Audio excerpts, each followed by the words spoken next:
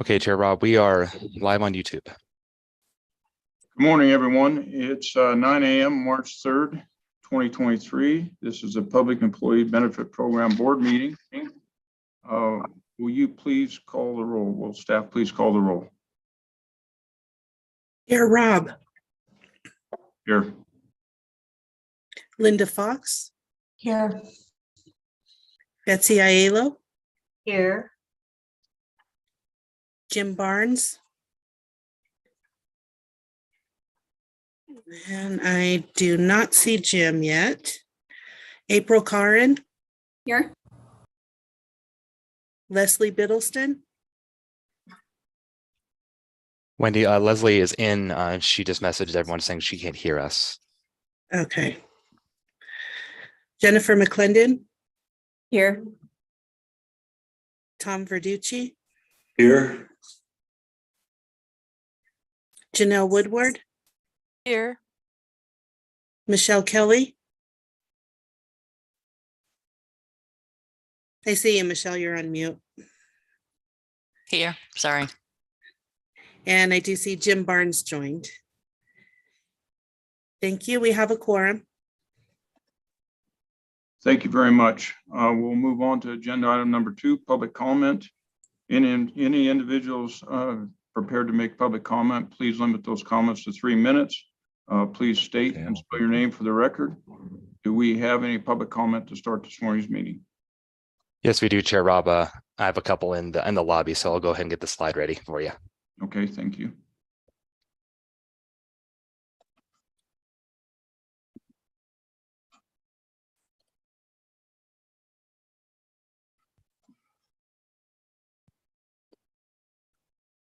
As a reminder, Zoom is used for public comment only. This meeting is streaming live on YouTube if you wish to watch the PEB board meeting there.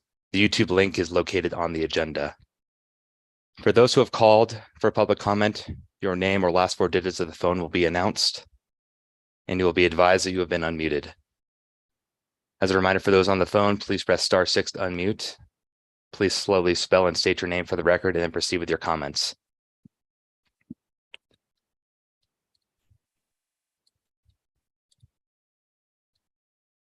Kent Irvin, you have permission to speak. Please slowly spell and state your name for the record. Hello, this is Kent Irvin, K-E-N-T-E-R-V-I-N, State President of the Nevada Faculty Alliance. Thank you.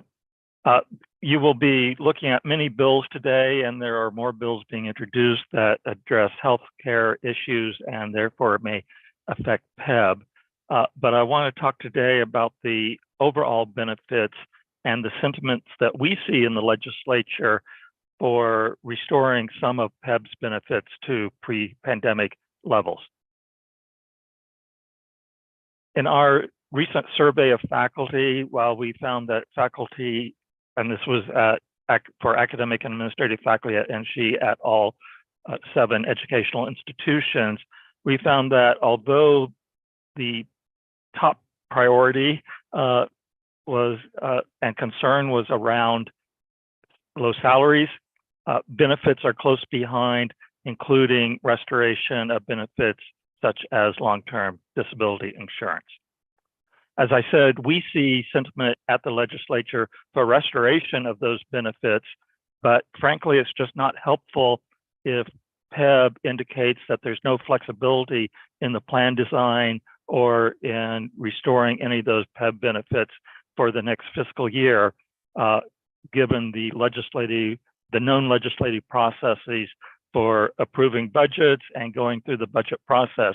So we would ask the board and PEB to be as flexible as possibly can be in helping the legislature to restore benefits, as the PEB board has asked the legislature and staff to advocate for. Thank you. Thank you.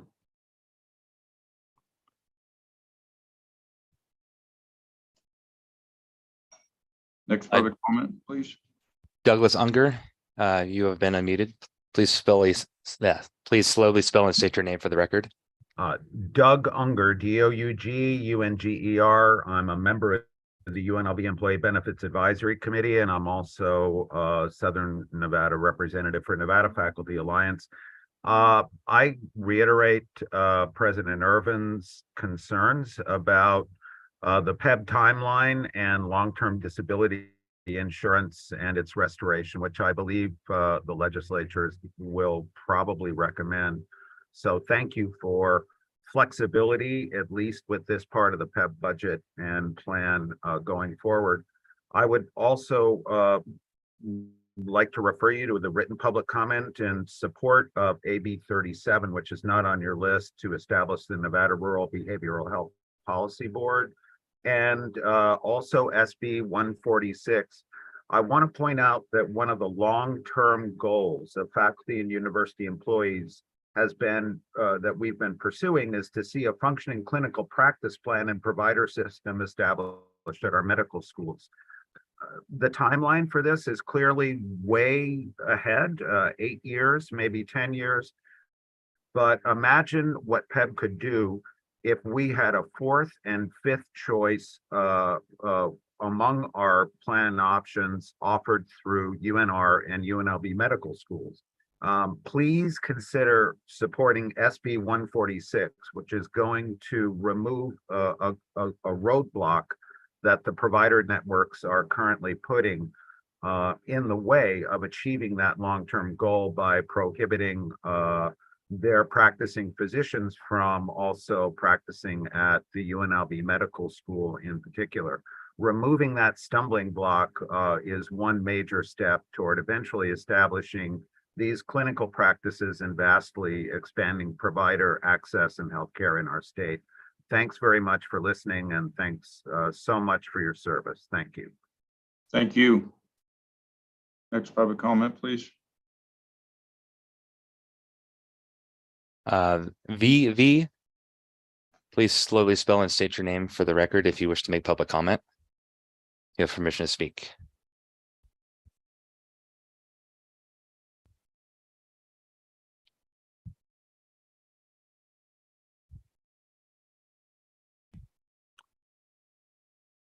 VV, if you wish to make public comment, please unmute your mic.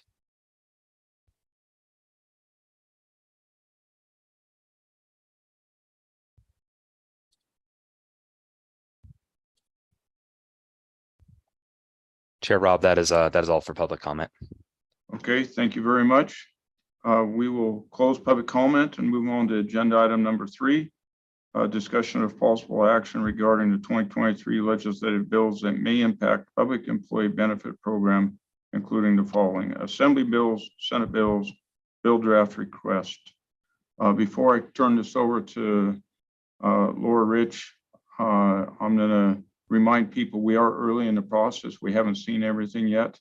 And there is a few of us on this call today that do have an 11 o'clock meeting. Just know that we do have another meeting coming up in March, and we can discuss a lot of these issues further if we need to at that point.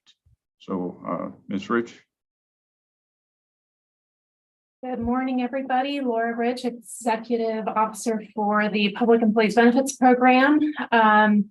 As Chair Rob mentioned, the bills out there right now, these are the bills that either affect PEB or potentially codify something that we have in policy today that's not necessarily in law. There's a lot of bills out there that still don't have any language, and so we're waiting on those. Every night we get them, some more trickle in, and so that list is very long that we are tracking. So far we haven't seen a whole lot of bills that are super impactful to PEB, but this is it's still early on, and I expect there to be many more bills that we bring to the PEB board. So let's start with the first one, which is you'll find on page 3 of 19 of your board packet, or I'm sorry, of the board report itself. So this is it's still in BDR status. It is BDR 57-161. This is one that we put a fiscal note on. It removes cost sharing for diagnostic mammograms, ultrasounds, and MRIs, and extends coverage to all members regardless of age or gender.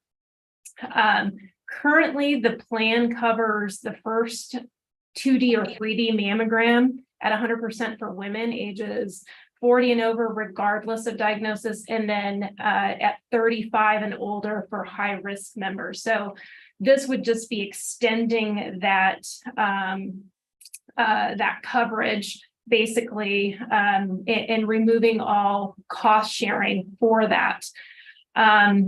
There is one caveat to that. We would not be able to remove cost sharing for those members on the high deductible plan, because that is an IRS regulation and something that, you know, that all high deductible plans must adhere to. That the fiscal note we've placed on that is $150,000 in fiscal year 24 and $300,000 fiscal year 25. The reason why it's half of that in 24 is because the bill doesn't take effect until January, and so it's only half that year. So I think I'm going to stop at each one of these so that we can discuss each one of them if there are any questions or any comments. That way, yeah, I'm not going through all of them and going back to the bill. So I'll just stop there and see if there's any questions, comments, discussion on this one.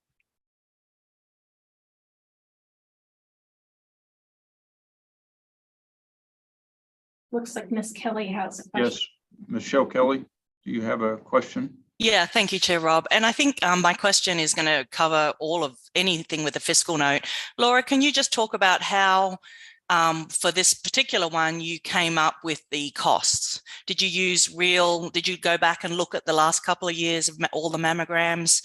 I'd appreciate it. Thank you. Laura Rich for the record. So first of all, PEB doesn't do this on its own. We will use our actuaries, our consultants, and they do a lot of analysis. Not only do we use, sometimes I actually will use, I'll get the numbers from our TPA, and then separately get it from our PBM, and just to make sure that they're aligning and we have, you know, two different data sources. So on this one, Siegel did do the analysis. Richard, would you like to just kind of go into how that analysis was done and you know, what data Siegel used to get to that? Sure. Good morning, everyone. Richard Ward with Siegel for the record. We did review PEB experience for the prior 3 years, the most recent 3 years that we have in our data warehouse, actual PEB claims. And based off of the service codes, we're able to determine which mammograms were preventive and which were for diagnostic purposes. And we focused our analysis on the diagnostic instances.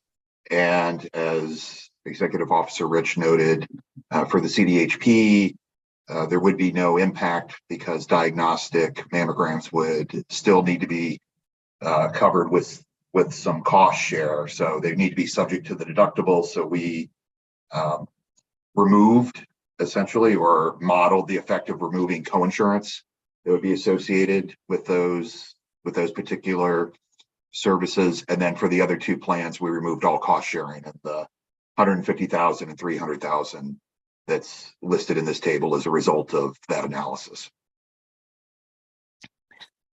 Just a follow-up question, Richard.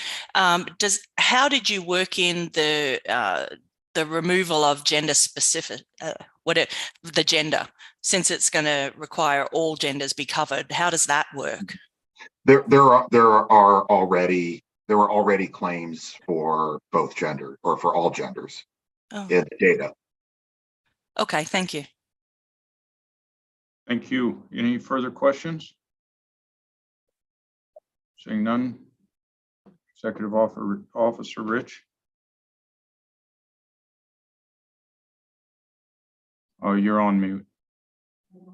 Sorry about that. Okay, so moving on to the next one, BDR 40-330. This is also still in BDR status.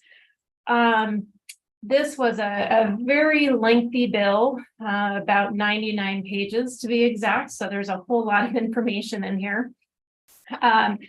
We put a unable to determine fiscal note on this because it has a lot of potential changes that we're really unable to attach a dollar figure to. For example, in section 19 and 27, it adds some licensing and definitely some more requirements to pharmacy benefit managers that might result in PBMs choosing to not do business in Nevada. And so it could lead to less competition and therefore higher drug costs for PEP. So if it becomes too much of a hassle for PBMs to deal with a proposal when we go out to bid, it potentially would make it, instead of getting 5 or 6 proposals from PBMs, we might get 1 or 2, depending on what those requirements are. Additionally, in section 31, it places restrictions on what kind of revenue and income can be received by the PBMs. So currently PBMs do receive, they have different revenue streams from drug manufacturers and things like that on a national level. And so if those fees cannot be applied to Nevada specific contracts, then the PBMs are going to get their money one way or the other. And so PEB may end up paying more to offset this. Also, and this is a pretty significant one, it requires that rebates be applied at the point of sale. So currently right now, PEB receives rebates, and it's a pretty hefty number. I think the last time, Carrie, can you tell me what we got last year? Something about around $17 million in rebates. Do you know off the top of your head? Yes, this is Carrie Eaton. Last year it was about almost $15 million, and this year we're expected to have over 25 million. So you can see that that rebates are fairly substantial. So what we do today is those rebates come back to the plan, and then they offset costs in general, right? So they kind of get spread across the entire membership versus just going back to the member. And so this changes things. This makes it so that those rebates don't go back to the plan. They are applied at the point of sale. So if a person is receiving, drug X, and that drug X has a $500 or $1,000 rebate associated with it, it's going to be applied at that point of sale. Operationally, I don't know if we're even equipped to be able to do that. I know I've had some conversations with, pharmacies are able to be equipped to do that.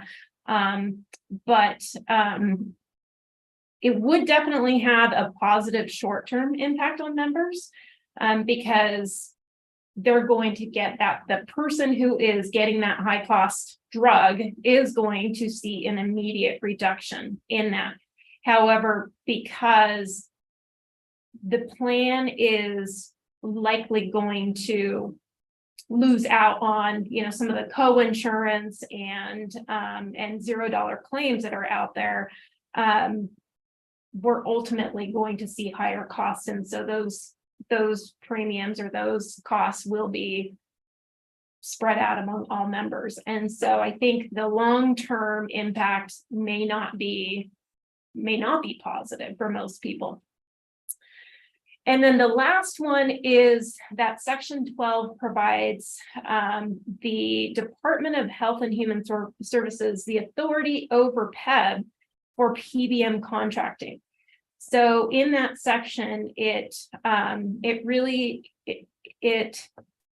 authorizes, before any PBM contract can be approved, DHHS must first authorize if it is appropriately licensed. And then second, if it is reasonably priced. If we're receiving, if our cost proposal is reasonable. The problem with that is who determines what is reasonable? What is that? What's the definition of reasonable? And is DHHS equipped to do that? What's reasonable for DHHS population, right? Medicaid population may be different than what is considered reasonable for a PEB population. On top of that, you know, we've had some conversations with the DAG about whether it, you know, the board has statutory authority over the ultimate approval of contracts, right? So where does that start and end? At what point? Who gets to determine? Is it DHHS who has the final authority? Is it the board? We now start to muddy those waters. So there's some concerns there in that bill.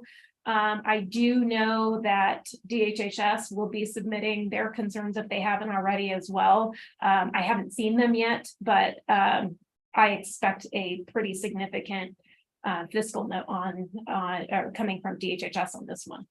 So I'll stop there for questions. It looks like we've got a couple. Board Member Kelly. Oh, your hand was still on. Board Member Leo. Hi, good morning. This is Betsy Aiello. I just have a question. Usually bills come from somewhere. There's some problem or something that has sparked a bill to start. When bills get so long and so complicated, sometimes they're almost impossible to implement. It's like building the mansion before you have your first house to get it correctly. But I just wondered what need is this trying to fulfill? Because I don't know that PEB has seen a need because we haven't discussed this before, but do you know where it's coming from? Yeah, so it's coming from the Joint Interim Standing Committee on Health and Human Services. I have not been a part of these conversations. PEB has not been asked to provide any information or data. So this was the first I'd heard of it. Just from some conversations from some folks at DHHS, it didn't sound like they were a part of those conversations either. So it's a good question as to, you know, what is the intent? And I think that's part of what we're going to be looking at once this, you know, does get a bill number, and we'll start, you know, discussing with, you know, with those that having conversations with those people that we need to have conversations with, because I think that there, you know, there's going to be a lot of PBM bills nationwide. I mean, they're just, you know, nationally, PBMs are coming under scrutiny because of the lack of transparency and just drug prices in general, right? So there's some question as to what they're trying to achieve here. And so those are conversations that we're going to have. But this will definitely have an impact on PEB. It's just very difficult to put a dollar amount onto that. And I it's been a while since I've been involved in this process. And thankfully you do start to forget it, which is nice to know someday after you retire. But my suggestion would be definitely we should know the intent and if it could come back to our next board meeting. But there may be some sections that were somewhat supportive. But again, as I've said, when you build something too big, sometimes it's almost impossible to have a successful implementation. But to know what specifics that they're trying to solve with all these things would be very helpful. So maybe it can come back next time if we know more by then. Thank you. Agreed. Any other questions on this one? Board Member Verducci. Yes, Tom Verducci for the record. And, you know, in reviewing this bill, there's lots of unknowns. And my biggest concern here would be what the financial impact would be to PEB. And I'm hearing here that we're going to have less competition, perhaps giving up some rebates, conflicts of authority.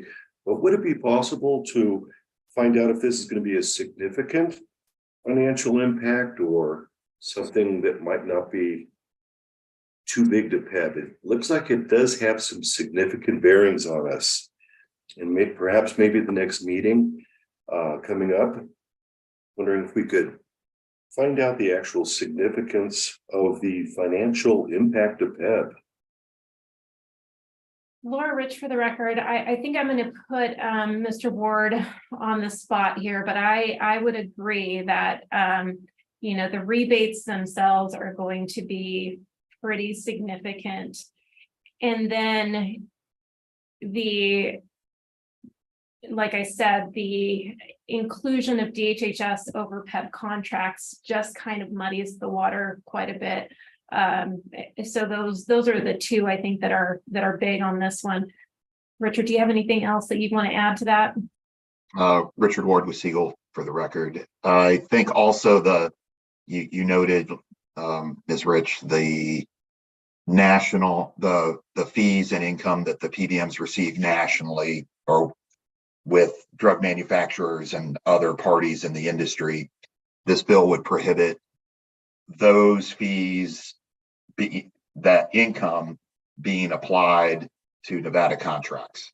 And if to what extent the PBMs are going to leverage that into higher admin fees or less competitive pricing guarantees in Nevada contracts is unknown, but it would be cost neutral at best. And if there's any movement, it would increase costs for Nevada plan sponsors, PEB and others. That and the rebates, I think, the rebate impact are the two main financial impacts here. And just as a follow-up, Tom Verducci for the record, I don't see any compelling reasons really to support this bill. And I'm going to throw out there, perhaps this might be one that at this stage we don't support until we find out the compelling reasons behind this. And I just see a lot of negative aspects that could come from this and lots of unknowns. Thank you. Board Member April Coverin. Yes, April Carm for the record. I would be very interested to see if this is happening in other states. And if so, what was the outcome? Where do they stand? What issues have they found because of this, or what benefits have shown? But it would be very interesting to see what they look like before we before we get too involved in this. Okay, thank you. Any other questions? Okay, we'll move on. Laura Rich for the record, and Chair Rob, I don't know do we want to vote on a board position as we go through these? I should have asked that at the beginning. I think we're early in the process. We can vote if the board thinks we need to vote on them, but we're early enough in the process. All I've heard is comments at this point, really no position being taken, just follow-up questions and asking for more information at the next board meeting. If we come across one that does require action of the board, if somebody notes that that they want to have action taken, we can at that point call for an action from the board if that works for everybody. So I think, like, for example, in the first one, it is still a BDR, but if it does get a hearing scheduled, I need to be able to provide testimony at the direction of the board. And so I would rather have a board position, and it can be no position, that's fine as well. For example, the PBM one that we just went over, I think that's probably no position.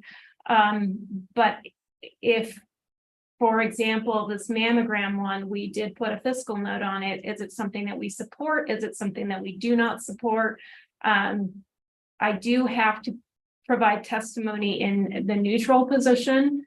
All executive branch testimony must be provided in a neutral position, but I can relay the intent or the desires of the board during that testimony. So I think we should at least on some of these either choose to take a position one way or the other, or even neutral position. So that way I know when I provide testimony in what direction the board would like me to provide that testimony.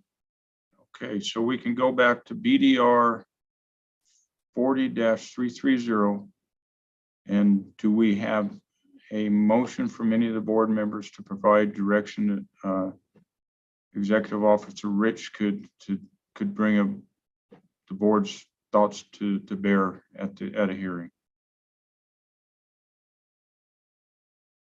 Ms. Woodward. I would make a motion to support BDR 40-330, sorry. Second, Michelle seconds. Okay. Ms. Woodward was the first. Michelle Kelly was the second. Do we have any further comments? This is Betsy. I think the mammogram bill is BDR 57-161. So I think the motion is going towards that big PBM bill that we. You're correct. You're correct. I said the wrong thing. You're correct. Can I amend that? Yes. So Janelle Woodward, for the record, I make a motion to support that the board supports BDR 57-161, which relates to the mammograms. Is the second still good with that? Yes, accepted. Okay. Any further discussion? Seeing none, I'll call for the vote. All those in favor signify by saying aye. Aye. Aye. Any opposed? Motion passes unanimous. Now we'll move on to BDR 40-330. Do we have any further discussion or direction to offer Ms. Rich when she testifies? This is Betsy Aiello, and I think we need to stay at least neutral until we learn more about this. I don't think we can be supportive, at least. If I don't see anything other than neutral, we won't call for the vote because that's what we always sign in as neutral. So if it's something other than neutral, we'll just skip past it. Chair Rob, Tom Verducci. Yes. I'd like to make a motion to not support BDR 40-330. All right, we have a motion. Do we have a second?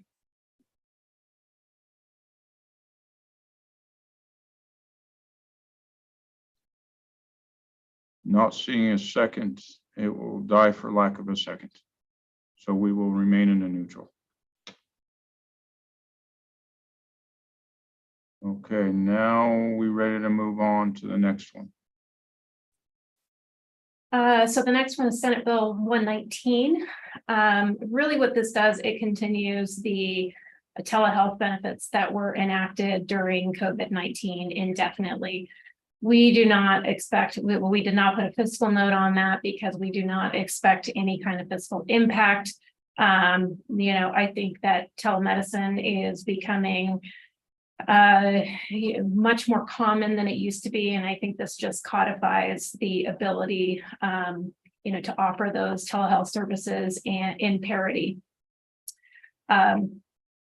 So I think this one is, we already do this at PEB, and this just codifies it. So there's not much of an impact, but I think that we would need a board position on this one way or the other. Okay, Ms. Aiello, do you have any comments? Well, Chair Rob, if it's okay with you for me to make a motion, I'd make a motion for the board to support this one. I'm good with the motion. This is Leslie, I second. Okay, we have a motion and a second. Any further discussion? Seeing none, I'll call for the vote. All those in favor signify by saying aye. Aye. Aye. All those opposed? Motion passes unanimous. We can move on. All right, the next one, Laura Rich for the record, is SB 134. This bill prohibits an insurer from setting limits on the amount a vision provider can charge, as well as requiring a vision provider to use specific labs. This does not impact PEB because we currently do not have a vision network. And we also don't require that members use certain labs to purchase their vision, their glasses or their contacts or any kind of vision equipment like that. So this legislation would not affect the program as it stands today. However, if PEB wanted to require members to use certain labs as a cost saving measure, obviously this bill would restrict that ability to do so. We did not add a fiscal note to it because obviously there is no fiscal impact to that one. So I'll stop there for questions and board position. Any questions? Seeing none, we can move on. Is there a board position on this one? Do we have a board position?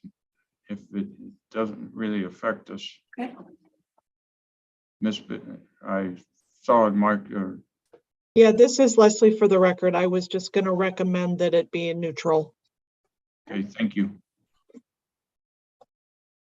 We can move on. All right, Senate Bill 146. This is a version of an any willing provider bill, but it only applies to university faculty and therefore would not really impact PEB. The bill, as you heard through public comment, is intended to remove barriers for UNR and UNLV medical schools so that they can hire medical school physicians and in turn, hopefully increase the number of medical school graduates, which would be helpful, I think, not just to PEB, but to Nevada because of our critical shortage of providers. There is no fiscal note expected here, and I will just say that I do agree with public comment that I think that this is a position we should be in support of this because of the ultimate outcome of positive impact on our access eventually. Okay, board member Aiello. I just want to reiterate that even though it doesn't directly affect PEB, I think having providers and the development of providers within Nevada through the medical schools is highly important for the state of Nevada. And so I would also be supportive of this. Board member Verducci. Thank you, Chair Rob. Without any impact on PEB and this helping out UNR and UNLV, I would like to make a motion to support SB 146. We have a motion by board member Verducci. Do we have a second? Janelle Woodward, I'll second. We have a motion and a second. Any further discussion? Seeing none, I'll call for the motion. All those in favor, please signify by saying aye and raising your hand. Aye. Aye. Aye. Any opposed? Seeing none, motion passes. We'll move on. All right, Laura Rich for the record. The next one is SB 156. There's various open meeting law bills out there right now, and this is one of them. Obviously, we have a board, and so any open meeting law does affect PEB.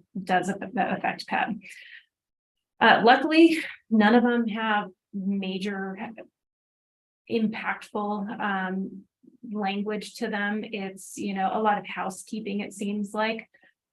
So this one here just codifies a lot of the, nuances related to virtual meetings. So, COVID, the pandemic changed a lot of, how we hold meetings. We used to hold them in person, and now a lot more public bodies are holding them virtually as we are today. And so this just kind of codifies some of those, things like remote meetings must have ADA assistance technology. We use Zoom. Zoom does their Zoom applications. They are compliant with ADA policies. So really, there's no impact here. There's just some kind of housekeeping things that apply in that we're already really doing for the most part anyway. So there's really no fiscal note attached to it, or really any impact of significance on this bill. Okay, any discussion? Any questions? With no discussion or questions, we will remain in the neutral. We can move on. Ms. Rich. Okay, the next one, Laura Rich for the record, is SB 163. This requires certain health insurance to cover treatment of certain conditions related to gender dysphoria. PEB, as we already know, we provide coverage in accordance to the provisions of this bill. So there's not really any fiscal impact there. It does, however, expand coverage to children under 17, which PEB doesn't currently have today. That expanded benefit, we've talked to our actuaries about this, and that expanded benefit isn't really projected to impact the plan significantly enough to warrant a fiscal note. So we did not put a fiscal note on this one. With that, I'll take any questions, discussion, board position. Any questions or comments? With no questions or comments, I think we can move on. Ms. Rich. You want, unless you want a position on it, but without one. I will assume if there's no motion to be in support or not, I will assume it's neutral. Yep. Okay, thank you. The next one is SB 167. So this plan requires, or this bill, sorry, requires the plan to allow members that are prescribed certain psychiatric drugs to bypass step therapy. And there's a few step therapy bills out there right now. So right now, we did an analysis, and we have about 6,800 members that are taking at least one of the 29 impacted drugs, at least one. Some of them are taking, more than one.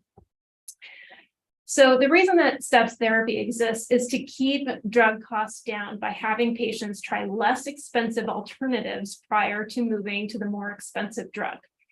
And in 37% of cases, patients do find that the less expensive drug or the less expensive alternative was just as effective or effective for them. So in this situation, we did have to place a fiscal note because it does bypass step therapy. And therefore, those patients that would have taken potentially the less expensive, equally as effective drug would not. They would not be trying the less expensive drug and going straight to the more expensive drug. And so the fiscal note on this one is $20,000 a year or $40,000 in the biennium moving forward. So I'll stop there. Any questions? Board Member Verducci. Is Tom Verducci for the record. I wanted to ask, is 37%, is that actually an effective figure there? It seems like having somebody use a less expensive drug and it's only successful 37% of the time would equate to 63% of the time being ineffective. So I just want to see if there's any comments on, is that 37% a good figure or not? Laura Rich for the record. So it's not, so the way step therapy works is a patient is prescribed a drug that perhaps is not on the formulary or is a brand name version of something that, you know, that's available in another drug form. And so what step therapy does is if a patient is prescribed that drug, then the patient is asked to try out for a certain period of time the less expensive drug that is supposed to be just as effective. In 37% of the cases, members or patients are, they find that drug is effective. If it is not effective, then yes, they do move on to the other drug that is originally prescribed. And so it's not that they're stuck with that drug, it's that they just have this trial period of try this to see if it works. If it doesn't, we'll move you to the more expensive, alternative. So it's a cost-saving measure, and granted, can be perceived as a barrier as well. Hopefully, Ms. Fox, you're the pharmacist on the board. I don't want to put you on the spot, but do you have anything to add to that, as you know, in your subject matter expertise? Linda Fox for the record. I'm having internet problems today, so I feel like this is going to be broken up, but I don't think we should support it, because I think the step therapy it's how healthcare is managed these days. That's how it's done. And so step therapy, if I can just make one little correction, so yes, you try the drug that's recommended rather than what's prescribed, but then you don't necessarily go to that expensive drug, but you go to the next step. So in some cases, there are some steps you have to go through. But I think that's here to stay. And I think that's how it has to be, or we aren't going to be able to manage our costs. Board Member Kelly, you have a question? So I don't think we should. I think we should be, we should. Thank you, Chair Rob. Michelle Kelly for the record. I guess, Board Member Verducci, I appreciate your math. So using your math, like at the moment, in 63% of cases where people are seeking treatment for their mental health, the step therapy is causing a delay in their treatment. Because what I'm hearing is if the drug doesn't work, to me, if a drug doesn't work, then their symptoms are continuing, they're not becoming stable. So I think for me, as we think about mental health and kind of the scrutiny that we're all paying to people's mental health, it seems that if we were going to make an exception to step therapy, mental health is the place to do it. And so I guess I would say that I'm supportive of this bill, because while I absolutely understand Board Member Fox's position that step therapy is an important protocol for keeping our costs constraining and managing our plan, I think mental health is different, and that, there are a lot of side effects to all of these medicines. And I think that we should be helping our members get treatment as soon as possible, effective treatment as soon as possible. And if in 63% of cases, step therapy doesn't work for mental health, then maybe it's not the right place to use step therapy. Thank you. And I have a comment, and I haven't had many comments since I've been on the board, but the 63% that aren't helped in the first round are 100% helped with a more expensive drug. That's what I don't know. Don't mind, yeah. Is it still step after that? Just because it was only effective in 37%, does the drug, the next step, solve 100%? I don't think it does. I think there's other things associated. So I think that number can be played in multiple ways. But I also look at this bill, and it's got very strong bipartisan support. So if we have a position one way or another, it's going to be hard to overcome, because it has a lot of support.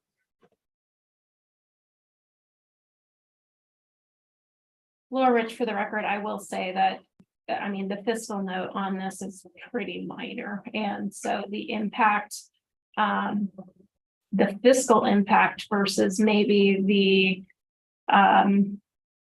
member impact, you have to weigh that. There is another one here where the fiscal impact is a lot more. So. Okay, board member Aiello. Just a quick comment. I was thinking the same thing that Chair Rob was, having practiced in the medical field my whole life. There isn't 100% fix for anything, or we would be in a lot better shape than we are. So just doesn't mean that 63% of folks will get better, or as board member Fox mentioned, there is in between steps. And I thought the same thing. The fiscal impact isn't very much, but if you do something for one condition, who's to say you shouldn't do it for another and another and another? And then are you treating people with different conditions? So I think there could be long-term impacts, but I also would have great grief that some people might not get what they need right away. So I'm really torn on this, but I can see both sides. Medicine is never as black and white as people want to try to make it. So I've said a lot, meaning nothing, but. Do we have a motion on a position one way or another? Board member McClendon. Thank you. This is Jennifer McClendon for the record. And I just want to note that psychiatric medications generally take 4 to 6 weeks to determine whether there's an impact, sometimes 3 to 6 months. And that's a really long time to be on a medication that's not working.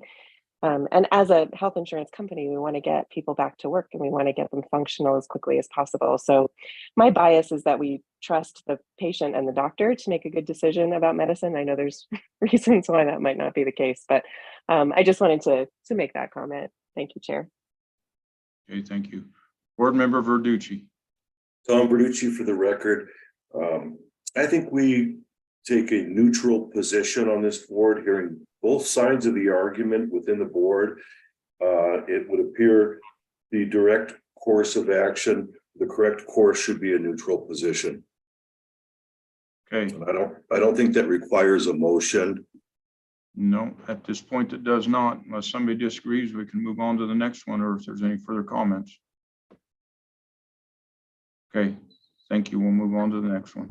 Sorry, Linda Fox for the record. I would actually like to make a motion that we not support this bill rather than being neutral. Okay, there is a motion on the floor before we moved on. So do we have a second to that motion? Now seeing a second, the motion dies for lack of a second. Okay, we can move on. It sounds like Ms. Fox wants to make a motion to not support. Was I muted? I'm sorry if I was muted. I heard the motion. I called for a second. I didn't hear a second, so I let it die for lack of a motion. But do we have a second on Board Member Fox's motion to not support this bill? I do not see a second. So without a second, that motion dies for lack of a second. Laura Rich for the record, I think that leaves in support because neutral and not supporting are off the table. So it sounds like maybe we need to make this, if someone is in support, there needs to be a motion on that one. Do we have a motion to support? This is Betsy, so I'm a little confused. Can I make a motion that we are neutral on this bill? Yes. That's what I'd like to do, is make a motion. Okay, we'll make a motion that we stay in the neutral. Do we have a second?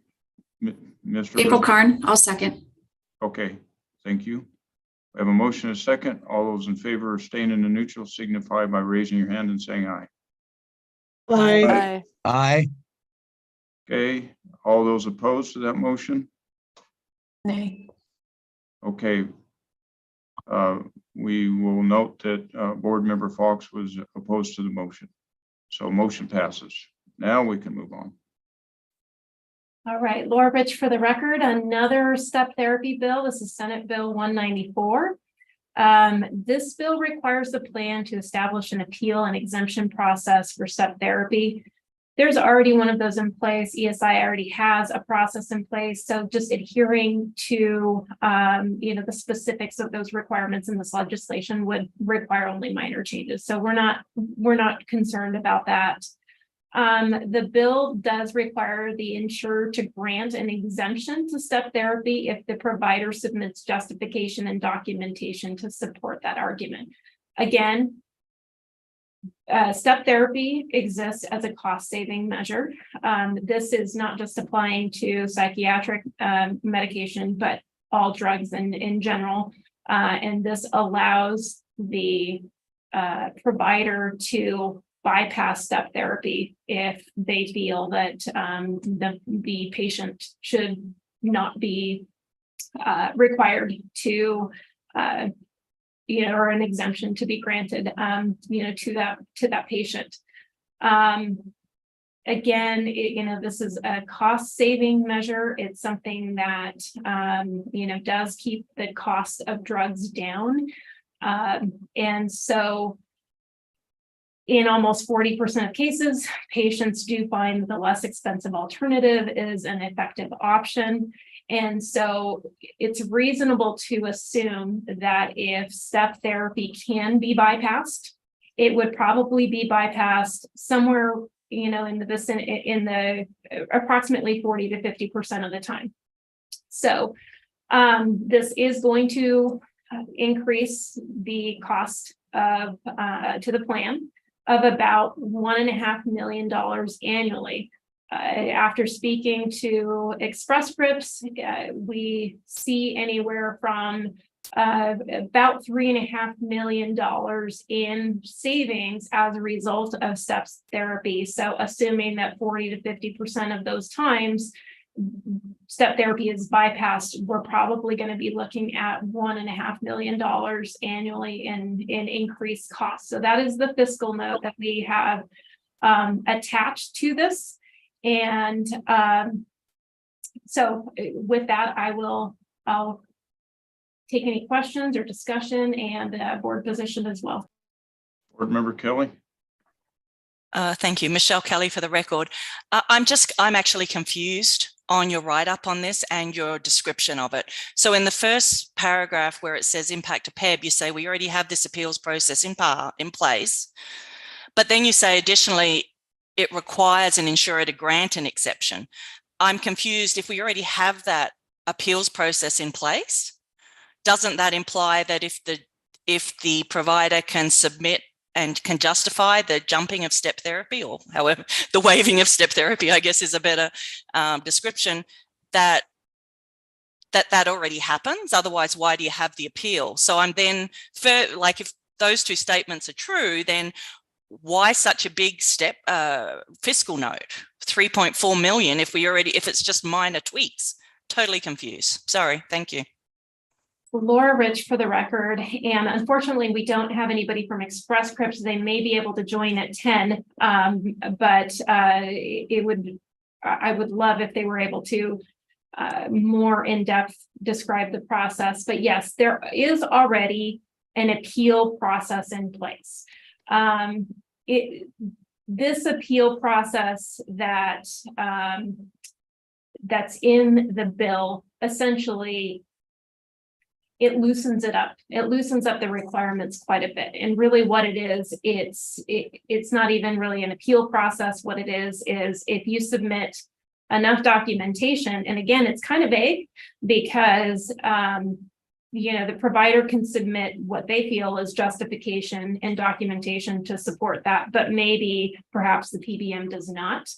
But in this case, it really gives the last final say to the provider, and it does provide an exemption on, or gives the authority of that exemption ultimately on the provider, whereas now it's not necessarily the case. The process, it really there's some language in there that basically says, you know, there's a time limit. If you don't respond in a certain time limit, then automatically step therapy is bypassed, things like that. So the process that's in place, it's really adding some time requirements and things like that around it. Keep having this. But Will I lose the? Oh, Mr. Barnes, you're not on mute. Oh, sorry, I'm having problems here. I'm sorry. I'm trying to get on mute. So ultimately what this does is it loosens up the requirements quite a bit and places the ultimate authority to bypass this on the provider and not on the PBM or not on the plan. Okay, board member Aiello, I'm sorry, I always butcher your name. That's okay. Come off my tongue well. Maybe it's the 3 letters, I-L-O. Aiello. Okay. I wouldn't know how to say it if it wasn't mine, so don't worry. I just keep going back, and I think part of the reason I said neutral last time is I believe this is such a big issue. Step therapy relates a bit to medicine, but in my mind, some of these changes can roll over to all kinds of care. Like, do you need to go to physical therapy before you have back surgery?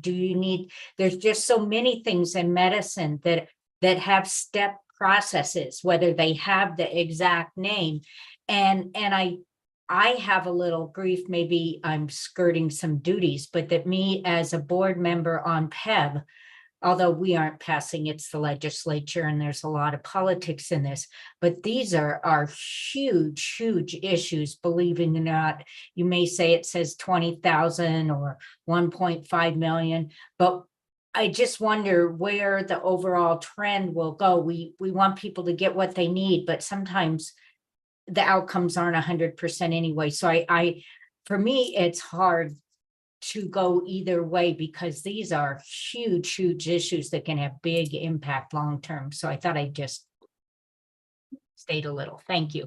And Laura Rich, for the record, it looks like we just had someone from ESI join. Nancy, I appreciate you joining. We're actually talking about Senate Bill 194, which is the bypassing of step therapy, the one where we had placed a $1.5 million fiscal note on it. Can you kind of provide a little bit of background as to the process today that ESI uses to allow a provider to justify an exemption to step therapy and how that works? Yeah, so the process today is that if there's step therapy in place for a particular medication, they would need to work with our coverage review department to submit the criteria request. There's a series of questions that are typically asked, like have they tried other drugs in the past and what their condition is. And based on the medical criteria that's submitted by the physician, at that point, the coverage review department at Express Scripts would make a determination. Typically that's done within 3 to 5 days. And then it would either be approved or declined. And if it were declined, then of course, included in the declination would be the right to appeal for the patient. But that's the high level overview of how the process works.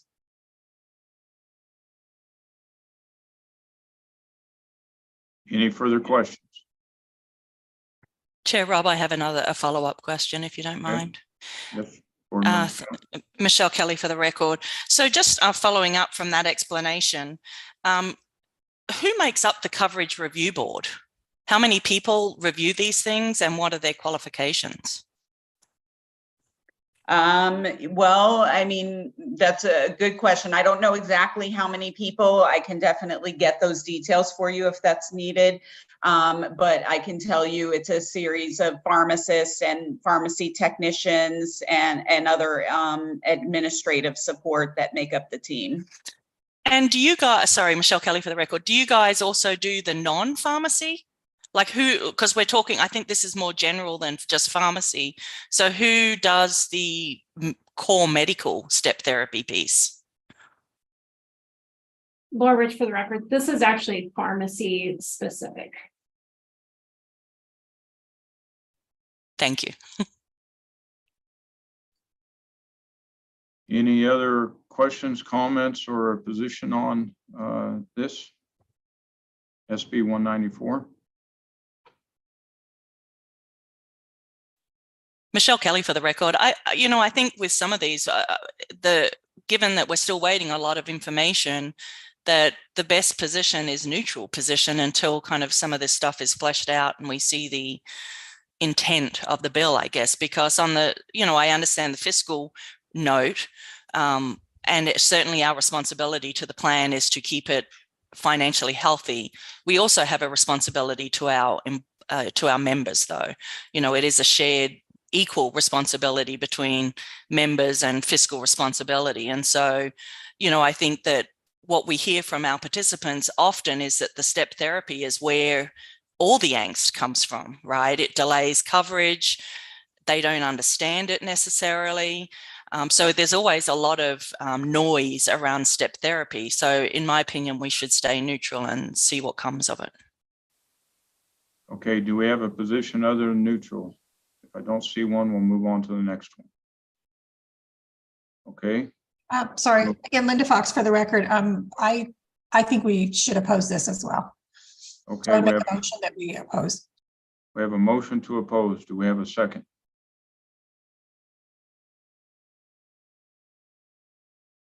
Not seeing a second to the motion. Motion dies for lack of a second. Do we have a motion to support? Not seeing one of those, we will stay in the neutral. All right, Laura Rich for the record. Our next bill is AB 6. This is basically what this is an implementation of a cap on healthcare costs. And it's a PPC bill, Patient Protection Commission bill. And as the executive director of PEB, my position sits as an ex officio member on that commission.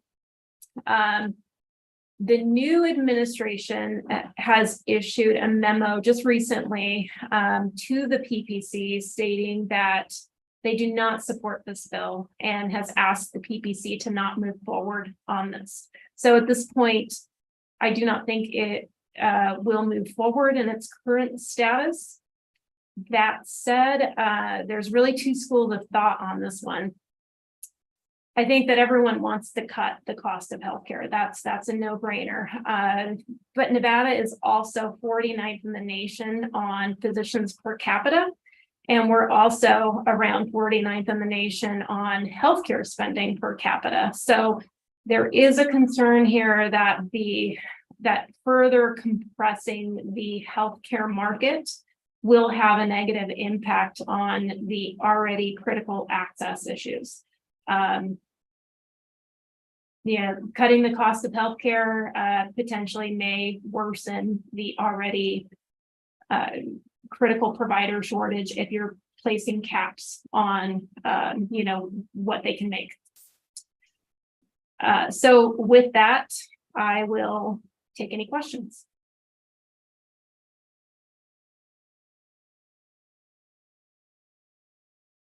I'm not seeing any questions. Do we have a motion one way or the other?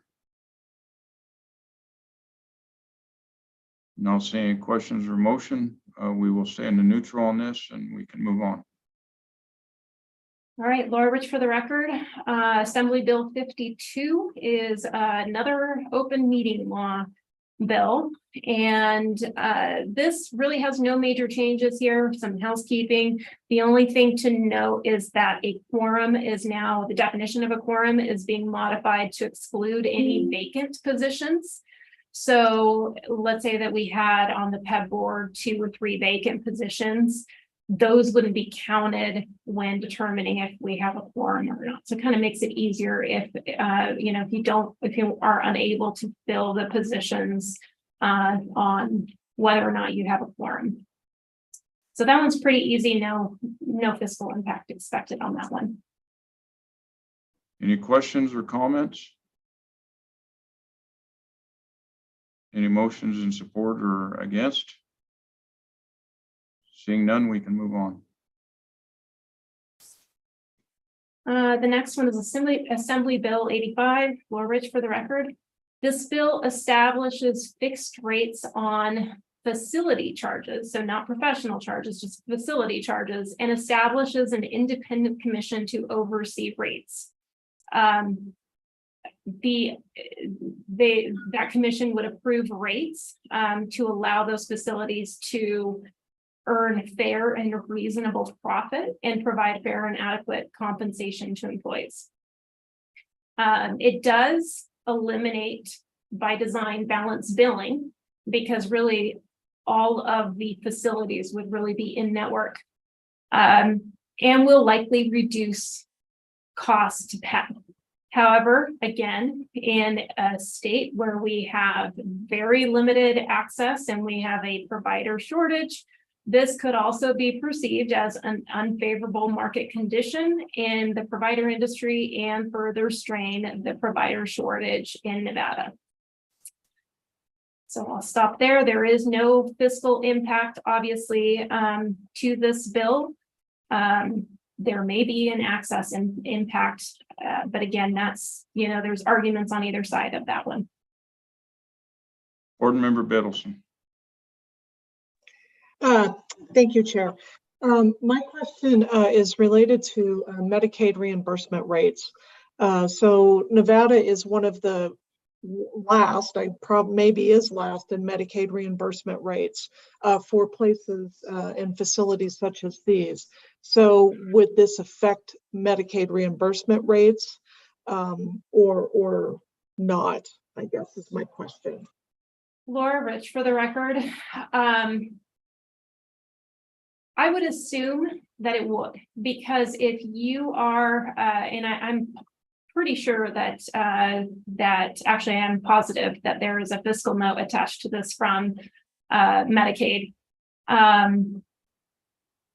So the commercial market, and PEB is part of the commercial market, really subsidizes the Medicaid market and the Medicare market.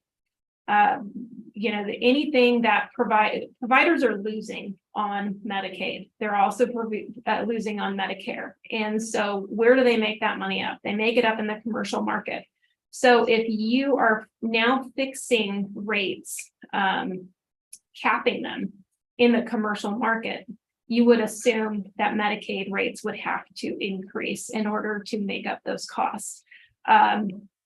So that's, there's a lot of, I obviously cannot represent Medicaid.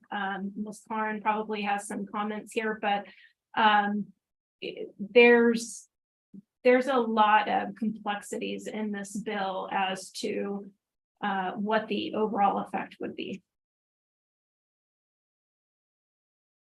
Okay, Board Member April Karam. Yes, April Karn for the record. Just I would be interested to know how the independent commission would be created, who's involved in the commission, and what is considered when establishing the procedure for fixing the rates. What are they looking at? Is it industry standard across the board? What goes into those decisions being made? I think it would be good to get a little bit more information on this. Laura Rich for the record, the bill doesn't, I don't have the bill right in front of me, but the bill does go into who sits on that board. And so they're governor appointed positions. And if I remember correctly, there's certain requirements, just like on the PEB board, there's requirements for those positions as well. The onus here really does fall on Medicaid because it eventually requires Medicaid to do the analysis on what these fair and reasonable rates would be.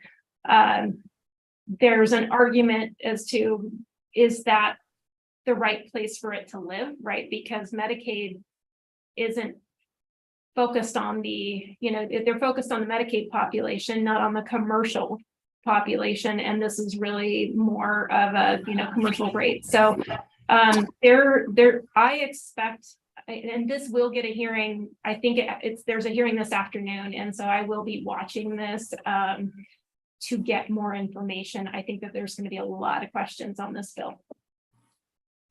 Thank you. Okay, Board Member Ayala. My question was very much along these same lines, except from the commercial market end of it. When we reviewed our request for proposals for our intermediaries and our medical management, and that a big portion of that review was the cost too. I mean, we had a lot of services, but if there's a fixed rate at the facility level, which is the level that drives most of the costs, that the commercial plan rates will probably all come in. Because I know that if you're a plan that has 100,000 members or a plan that has 1 million members or 2 million members, the insurer is able to negotiate different rates because of the amount they carry. But if there's a already set rate, it's really going to change a lot of how things are managed and even how bids are reviewed from entities such as PEB. Okay, thank you. Do we have a position or any further comments on AB 85?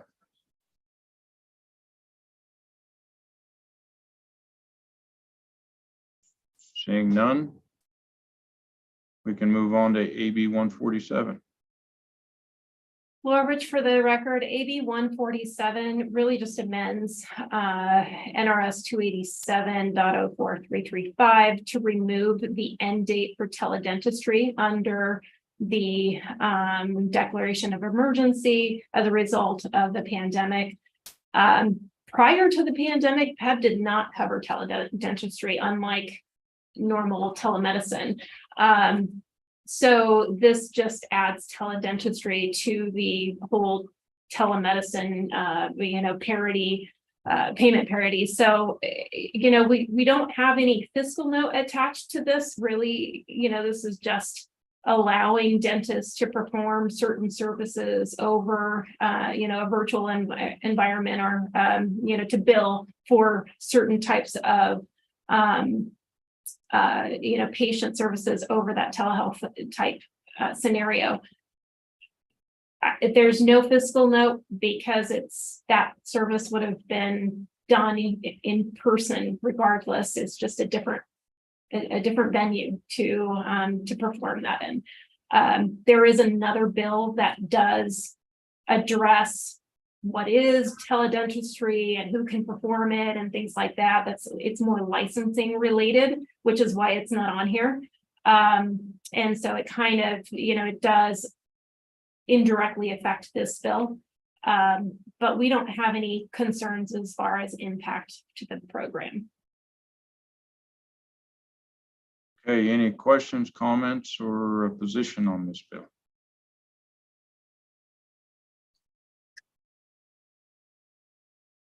Seeing none, we can move on to AB 155. All right, Laura Rich for the record. AB 155 adds biomarker testing to insurance coverage. We already do it. PEB already covers that, provides that kind of coverage. We have currently about $700,000 in annual plan spend associated with it. So really, this is a policy we have in place that is now being codified into law. There's no fiscal note because we're already covering it as it is. Any questions, comments, concerns, or a position? Seeing none, we can move on to AB 219. All right, last one, Assembly Bill 219, another open meeting law bill. This is, it talks a little bit about, open public comment and virtual meetings and how you have to provide instructions to the public. It really, again, lines out how you are to perform and allow for those virtual meetings. The biggest piece of this here that I think would impact PEB is that in this bill, it does require that each member of a board must attend at least 25% of all meetings in person. So for PEB, this would be 2 meetings. We did not add a fiscal note to it because it was such a small fiscal note. We already budget for, travel. And so this was somewhere along the lines of like $1,000 or something like that. And so we did not, it was not worth our time to add a fiscal note onto this one. But there will be that requirement of 25% of all in-person meetings. Now, we have made the decision to begin in-person meetings. We have our March meeting in person, and so I don't see this as being significantly impacting, but it now does make for that requirement moving forward if this passes. Any questions on that one? Any questions, comments, concerns, position? Seeing none, that's all the bills that we have to review. Does anybody want to review anything before we move away from this agenda item? Okay, seeing none, we can move on to agenda item number 4, public comment. Do we have any public comment? Chair Rob, we have no one in the lobby right now, but I could pull it up the slide and leave it on for a minute so they can potentially join. Yeah, let's put up the slide just in case people are watching on YouTube and they may be able to link back in. We'll wait a minute and we can move on. Sounds good. I'm popping up right now. Thank you. Thank you.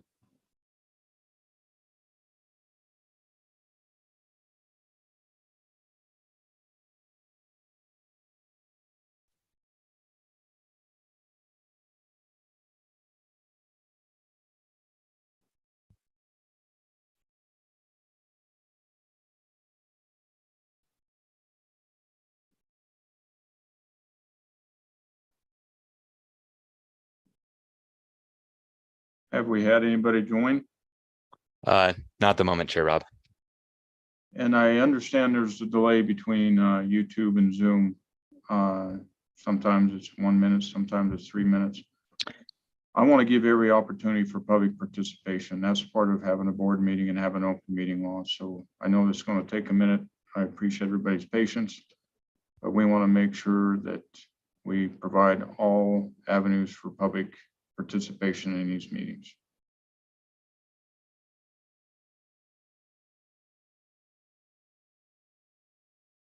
And Chair Rob, I don't know the exact delay. I know it's less than 10 seconds because I'm listening to the recording on another device. So, all right. Well, knowing that it's a very short delay, we have no public comment, so we will adjourn. Thank you, everyone, for your time and participation.